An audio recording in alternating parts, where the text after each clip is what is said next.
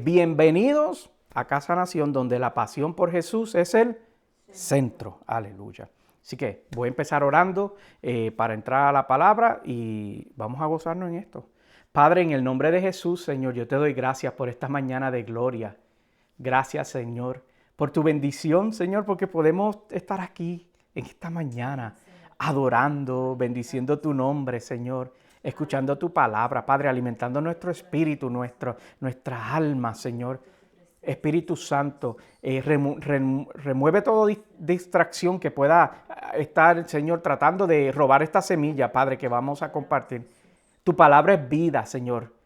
Así que en el nombre de Jesús, Espíritu de Dios, sopla la vida sobre nosotros, Señor. Llévate todo espíritu de muerte, todo espíritu de confusión, todo espíritu de distracción, todo espíritu de mentira, todo espíritu de engaño, todo aquello que quiere interponerse, Señor, en lo que tú nos quieres hablar y revelarnos en esta mañana a través de tu palabra. En el nombre de Jesús yo te doy gloria y honra. Te pido que unjas mis labios, Señor, mi mente, mi espíritu, mi corazón, para que esté alineado, Señor, a lo que tú quisiste, Señor, que compartiéramos en la mañana de hoy. Por Cristo Jesús yo te doy gloria y honra, Padre. Amén y amén. Aleluya. Ayer cuando me desperté, estaba mirando un poco de los titulares. Me gusta como que durante las mañanas leer los titulares de los eventos que estaban pasando. Y me desperté con la noticia de que Estados Unidos había comenzado a atacar en Yemen a estos grupos que llevan tiempo atacando los barcos comerciales que cruzan cerca del territorio y estos piratas que tratan de atacar o de alterar la carga comercial que están tratando de exportar, que afecta a la economía global. Y entonces Estados Unidos decidió atacar a estos grupos de Yemen. Y entonces lo que me llamaba la atención es que esto se está uniendo a otros conflictos que ya están ocurriendo en la actualidad, ¿verdad? Que tú y yo estamos al tanto de algunos y de otros no, como el de Ucrania, que ya lleva tiempo y a veces uno pierde de perspectiva que es un conflicto donde diariamente mueren personas, donde son desplazados, mueren niños, ancianos, los sacan de su rutina, ya no tienen ni hogares donde volver, ¿verdad? Porque sus pueblos están destruidos, están aplanados totalmente, como también en Gaza, ¿verdad? Y ese conflicto entre Israel y los terroristas que hay en ese lugar, que utilizan el pueblo de la Franja de Gaza como escudo para adelantar su ideología o lo que ellos creen que debe de suceder en ese territorio, o la guerra civil, el conflicto civil que hay en Etiopía, lo mismo en Sudán, ¿verdad? Esos no suenan tanto, lamentablemente, pero yo estaba leyendo un poco sobre eso, y el año pasado murieron como si no me equivoco, fueron unas 300,000 personas en estos conflictos. Eso es muchas personas, ¿verdad? Que un día estaban teniendo su rutina y al otro día estos conflictos armados se levantan y comienzan a sacudir y afectar el diario vivir de todo el mundo. Entonces, en este lado del mundo no estamos exentos, ¿verdad? La violencia que está viviendo Ecuador en estos días, donde la violencia se está apoderando y está tomando el control. Antes se veía que era un poquito como más disimulado, pero ahora, la semana pasada, tomaron una estación de policía, una estación de televisión, ¿verdad? Y en vivo estaban transmitiendo cuando este grupo armado irrumpió en esta transmisión en vivo. También los escapes que están habiendo de estos líderes de las cárceles y todo eso. El control por ese territorio, el control por las selvas para el cultivo de sustancias controladas y todo eso. Eso no estamos exentos a este lado del mundo. ¿Y qué tal de Venezuela? Que los conflictos o los tambores de guerra, ¿verdad? Que ahora se están sonando porque el presidente entiende que un pedazo del territorio de Guyana pues le pertenece a Venezuela, y entonces ahora lo están reclamando y están haciendo amajes de guerra. Entonces yo mientras estaba leyendo todas esas noticias a la vez, yo me preguntaba que por qué tanto conflicto y por qué tanta hostilidad. ¿Qué es lo que sucede? Que se nos hace difícil a nosotros vivir en paz unos con otros, ¿verdad? En este momento de la historia ya todo ya todos los territorios están definidos, ¿verdad? Las fronteras están definidas y todo eso, y es cuando ocurre como un mayor avistamiento de conflictos. Y la verdad que la Biblia no se equivoca, porque Jesús, hablando en Mateo sobre cuáles eran las señales de que el fin se aproximaba, hablaba muy claramente sobre los conflictos, ¿verdad? Y las guerras y los avisos de guerra y todo eso. Pero la realidad es que la respuesta es clara. Y la respuesta de estos conflictos, no importa en qué parte del mundo se encuentren, es que es el pecado y sus frutos. Por eso yo quiero hoy hablarle bajo el título Pecado y Sabiduría. De eso voy a estar hablándole hoy, en el nombre de Jesús. Entonces, la Biblia es muy enfática y nos recuerda que nosotros no debemos de vivir practicando el pecado, porque ¿sabes qué es el problema del pecado? Que nos descalifica de ser hijos de Dios. Cuando nosotros vivimos unas vidas entregadas al pecado, automáticamente somos descalificados. No hay forma de que podamos ser hijos de Dios. De hecho, la carta en Primera de Juan, capítulo 3 y verso 8, lo establece bien claramente cuando dice: el que practica el pecado es del diablo, porque el diablo ha estado pecando desde el principio. El Hijo de Dios fue enviado precisamente para destruir las obras ¿de quién? Del diablo. Entonces, este versículo que nos está dejando muy claramente, o si tú quieres ser hijo de Dios, no puedes practicar el pecado, porque si practicas el pecado, automáticamente eres un hijo del diablo. Nos revela este principio donde nos dice que nosotros somos llamados a vivir evitando el pecado. Evitando que sin que el pecado nos domine, sin que el pecado, o vivir vida sin que el pecado nos domine, sin que el pecado nos controle. Y la realidad es que esto no es fácil. No es fácil vivir alejado del pecado, porque estamos rodeados de una naturaleza pecaminosa, ¿verdad? Entonces, ¿qué quiere decir eso? Que eso es como aquel que está a dieta y trabaja en una panadería donde todas las mañanas hornean dulces y hornean pan, y ese olor y todo eso, pues es esa lucha, ¿verdad?, que tiene esa persona. Asimismo, nosotros debemos o por esto mismo, nosotros debemos de aferrarnos al Señor como cuando usted ha visto un niño asustado, ¿verdad?, que sale corriendo y se va a los brazos de sus papás, porque ahí encuentra protección, encuentra seguridad. Es el lugar más seguro donde puede estar. Ese mismo principio es el que nosotros debemos de operar, o como nosotros debemos de funcionar en nuestro diario vivir. Y yo hablo de vivir en total dependencia de Dios, en total dependencia, donde Él sigue siendo tu prioridad, ¿verdad? Tanto en la escasez como en la abundancia, que Él sea tu prioridad también cuando estamos enfermos o cuando estamos sanos, cuando tenemos salud, una salud óptima, o cuando estamos llorando o cuando estamos riéndonos, ¿verdad? Que ese sea el centro. Y para poder nosotros lograr esto, que esto es lo que todos como seguidores de Cristo debemos de anhelar, necesitamos sabiduría que provenga directamente del Altísimo. Esa es la única solución. Necesitamos y dependemos de esa sabiduría que proviene de Él para nosotros poder vivir vidas de acuerdo a lo que Él demanda de nosotros. Y si tú sientes que tú no tienes la sabiduría suficiente, ¿verdad? O que a veces te sientes que te quedas sin respuesta, hay un versículo que yo he compartido con ustedes frecuentemente que nos recuerda esto. Y yo pienso que para este punto ya nosotros debemos de saber este versículo de memoria, tenerlo memorizado y que sea parte de nuestras oraciones con el Señor, citando este versículo o parafraseándoselo, porque es una realidad. Y es el versículo que se encuentra en la carta de Santiago, capítulo 1 y versículo 5, cuando dice, y ahí va a estar en la pantalla también: si a alguno de ustedes le falta sabiduría, pídasela a Dios y Él se las dará.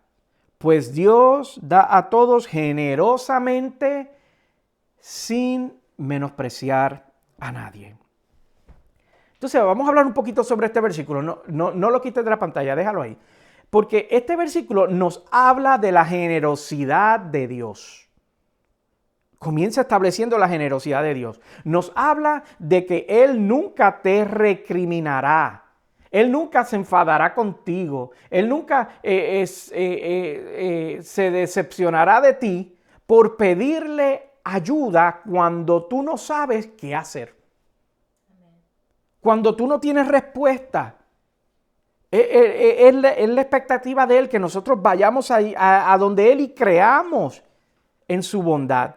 Y lo más importante es que nos dice es que esa sabiduría que Él nos está ofreciendo está tan lejos como una petición. O lo que quiero decir que está a la distancia de una petición. Entonces, yo te lo repito, como tan cerca como una expresión honesta del alma. Un grito de desespero, una expresión de rendimientos. Señor, no sé qué hacer, necesito tu sabiduría. No tengo respuesta, necesito tu sabiduría, tu dirección para yo poder caminar y confiar y descansar en lo que tú tienes para mí, en lo que tú quieres que yo haga. La Biblia tiene un relato muy interesante en el Antiguo Testamento, específicamente en el libro de Crónicas, donde se está describiendo las cualidades que tenían los guerreros que se estaban uniendo al ejército de David. Y en este capítulo se resaltan todas las cualidades que tenían los diferentes grupos que se le unían en ese entonces.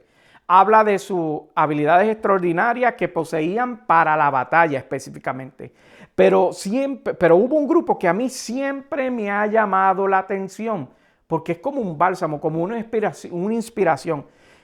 Era el ejército de David, era los que se estaban uniendo a pelear a favor de él, pero este grupo tenía una cualidad sobre los otros. Sí es verdad que algunos, la Biblia relata que algunos eran bien diestros con el arco, podían disparar con cualquiera de las dos manos, o podían tomar espada con cualquiera de las dos manos, o eran diestros en las ondas, pero este grupo tiene una cualidad súper especial y se encuentra en Primera de Crónicas, capítulo 12 y verso 32.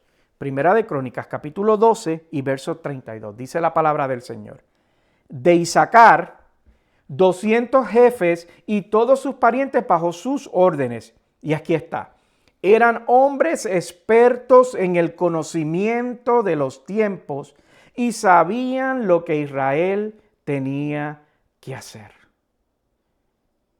La Biblia dice que estos hombres, la segunda oración de ese versículo dice que eran hombres expertos en el conocimiento de los tiempos y sabían lo que Israel tenía que hacer. Entonces, yo cuando leo este versículo me hago esta pregunta de reflexión. ¿No quisiéramos todos nosotros tener esa cualidad que tenían los hijos de Isaacar? Saber qué hacer en todo momento. Pero sobre todo, especialmente en los momentos difíciles donde no sabemos qué hacer o no tenemos respuesta. Este grupo que habla en Crónicas no era un grupo que se introducía por primera vez. Su reputación ya estaba establecida en la Biblia. De hecho, antes de que fuese mencionado con el rey David, la Biblia relata que ya ellos existían cuando Israel era dirigido por los jueces y sacerdotes en vez de los reyes. Cuando los reyes no estaban en la ecuación, sino eran dirigidos por los jueces y sacerdotes, ya se hablaba de este grupo y de la cualidad extraordinaria que tenía. La Biblia dice que en una ocasión este grupo participó en un enfrentamiento que fue convocado por la jueza y profeta Débora. Ella era la que estaba dirigiendo Israel en ese entonces y ella los convocó para un enfrentamiento contra un pueblo enemigo que los estaba asediando. Y luego de la batalla, que ganaron, por cierto, salió a relucir un dato interesante sobre de ellos versus otros. De hecho, la Biblia relata que hasta escribieron una canción del evento, una canción de lo que ocurrió. La Biblia relata que fueron comparados con el grupo de la tribu de Rubén. Entonces, ambos grupos se muestran respondiendo de una manera muy diferente y distinta de el uno del otro. Cómo respondieron o cómo se reaccionaron en ese evento. Te lo voy a resaltar y resumir una vez más. Mismo evento, distintas respuestas. Y entonces vamos a poner ahí en la pantalla este versículo que se encuentra en el libro de Jueces, capítulo 5 y verso 15. Libro de Jueces, capítulo 5 y verso 15. Y la palabra del Señor dice: con Débora estaban los príncipes de Isaacar. Isaacar estaba con Barak y tras él se lanzó hasta el valle. Y mira lo que continúa diciendo. En los distritos de Rubén hay grandes resoluciones. Entonces, la Biblia dice que la Biblia nos revela en ese versículo que mientras los de Rubén debatían sobre qué hacer y si participaban o no del conflicto y si iban o no a la guerra y si respondían al llamado de su líder, la Biblia nos relata que ya los de Isaacar estaban metidos en medio de la batalla, una batalla que finalmente ganaron y ellos no tenían que debatir mucho porque aquí es donde está la sabiduría y la revelación de esto, porque cuando tú sabes que lo que Dios te ha dicho es exactamente lo que tú vas a hacer. Uno no titubea, uno no se pregunta, ¿cómo es que es? ¿Cuándo va a pasar o dónde va a ser? Uno cree y camina. Esa es la sabiduría que nos revela esto. Como yo he dicho en el pasado, aunque uno esté temblando de la cabeza a los pies, aunque uno no pueda ver más allá de la mano cuando le extiende y no se pueda ver más allá de eso, yo camino y Dios te pide a ti que camines, que camines. Estos días yo veía un video sobre dos personas que estaban conduciendo en una montaña en Puerto Rico y era bien adentro, donde las carreteras son sumamente estrechas. Y entonces el video muestra donde llegan a un punto donde el carro está como inclinado hacia arriba y no se ve qué es lo próximo que va a ocurrir, ¿verdad? Entonces la que estaba conduciendo, la persona que estaba conduciendo decía, yo no creo que hay carretera, yo no me atrevo, no veo, no hay carretera. Y la persona que estaba acompañando le decía, no, dale, tranquila, que hay carretera, ten la confianza de que hay carretera. Y la que estaba conduciendo estaba muy nerviosa y no sabía qué hacer y decía, es que yo creo que lo que me está esperando un barranco. No sé qué hacer, creo que no me atrevo a dar ni siquiera un poco para adelante. La otra persona decía, dale, que tienes que tener confianza que hay carretera. Entonces la persona dijo, ok, y empezó a dar poco a poco y el carro pues comenzó a enderezarse y comenzó luego a mirar hacia abajo y pudo ver que el camino continuaba. Entonces, así somos nosotros. Nosotros necesitamos confiar y dar un poquito para adelante para ver que la carretera que parece que no existe, que la respuesta que parece que no existe, que la manifestación de lo que Dios dijo que parece que no existe, existe. De hecho, mira lo que nos revela el Salmo 18. Y voy a hablar de aquí 3 versículos. Salmo 18, versículos 33 al 35. Comienza la Biblia relatando en el verso 33. Das a mis pies la ligereza del venado y me mantienes firme en las alturas. ¿Qué es lo que me revela ese versículo?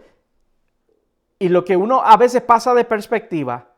La montaña va a estar presente. La montaña va a seguir teniendo peldaños difíciles. Va a tener barranco. Va a ser difícil de caminar. Probablemente va a ser resbalosa. Va a ser difícil de escalar. Va a continuar estando rocosa. Pero Él te va a hacer andar seguro. Esa es la diferencia. La seguridad y el poder confiar y depender de Él. Mira lo que dice el verso 34. Adiestra mis manos para la batalla y mis brazos para tensar un arco de bronce. Entonces, tú pensando que no sabes cómo lo vas a lograr y Él diciéndote, tranquilo, tranquila, que yo te entreno y te fortalezco para que tengas todo lo que necesitas para poder enfrentarte al obstáculo o al momento de tu vida que estás viviendo. El verso 35 dice, tú me cubres con el escudo de tu salvación y con tu diestra me sostienes. Tu ayuda me ha hecho prosperar. Entonces, tú pensando que vas a fracasar y Él diciéndote, yo te he dado la victoria donde otros ven una derrota. Entonces tú pensando que no vas a poder, que vas a fracasar y Él te dice, yo te sostengo donde otros creen que tú te vas a tropezar. Yo te hago crecer donde otros apuestan a que tú te vas a secar. Por eso es que nosotros debemos de anhelar esa sabiduría que Dios nos ofrece. Para nosotros poder vencer, para nosotros poder conquistar. ¿Y qué es lo que vamos a vencer y vamos a conquistar? Bueno, para vencer esas trampas del pecado. Para poder vencer y conquistar nuestras tentaciones. Para nosotros sobreponernos, debo decir, a todo aquello que me quiera separar de su amor y de sus propósitos. Nosotros, tú y yo, aquí en esta mañana, en esta reunión, somos llamados a no vivir vidas practicando el pecado. Somos llamados a vivir vidas creyendo, confiando y descansando. Somos llamados a seguir creciendo en Él. Somos llamados a desarrollar nuestra fe. Somos llamados a ser discípulos. Somos llamados a compartir este evangelio que nos ha sido revelado. Somos llamados a ser luz en medio de las tinieblas. Romanos 8:31 dice lo siguiente, y ya casi estoy acabando. ¿Qué diremos frente a esto? Si Dios está de nuestra parte, ¿quién puede estar en contra nuestra? Entonces, ¿qué quiere decir eso? Que si yo tengo miedo, recuerdo que Dios está de mi parte. Si yo no sé qué hacer, recuerdo que Dios está de mi parte. Si yo puedo pensar o me asusta lo que pueda ocurrir, recuerdo que Dios está de mi parte. Si quiero crecer en mi relación con Dios, yo recuerdo que Dios está de mi parte. Si yo quiero comenzar a servirle a Dios, yo recuerdo que Dios está de mi parte. Si yo quiero entregarle toda mi vida, todo mi ser, toda mi mente, todo mi cuerpo, toda mi alma a Dios, yo debo de recordar que Él está de mi parte.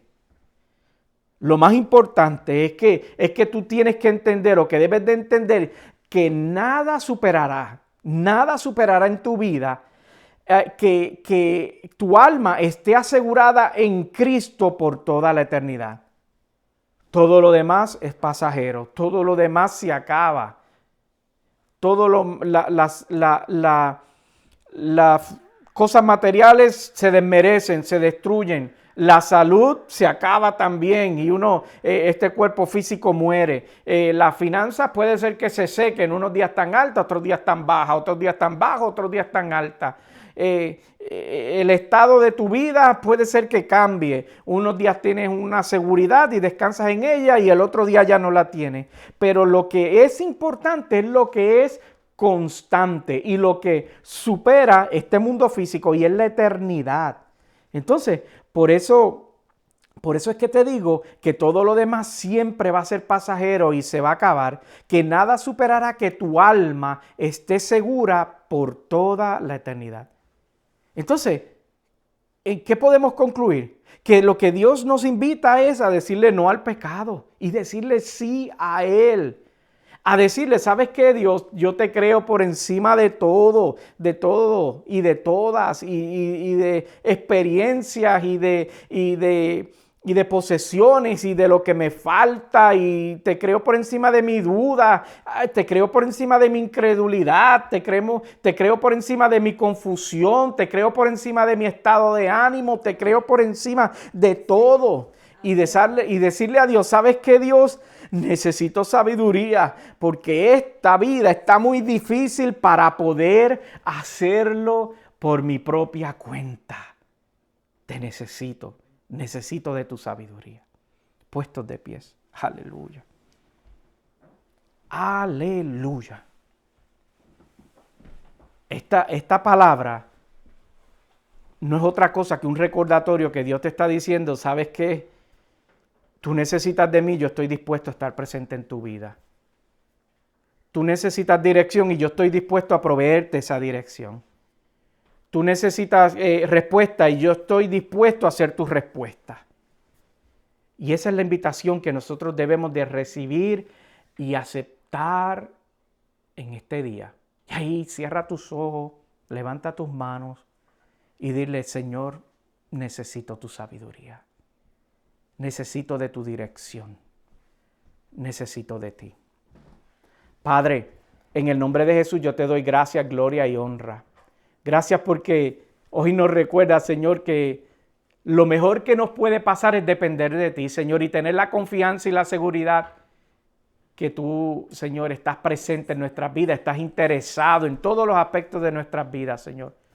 Que no eres extraño a nosotros, a lo que vivimos, Señor, y a lo que somos, Dios. Que a veces el mañana nos puede dar miedo porque no sabemos, Señor, no tenemos respuesta. Pero la respuesta es descansar y confiar en ti. Porque a ti te conocemos caminando. En el nombre de Jesús yo te doy gracias, gloria y honra por tu presencia, por esta palabra y por lo que hiciste en esta mañana en medio nuestro, Señor.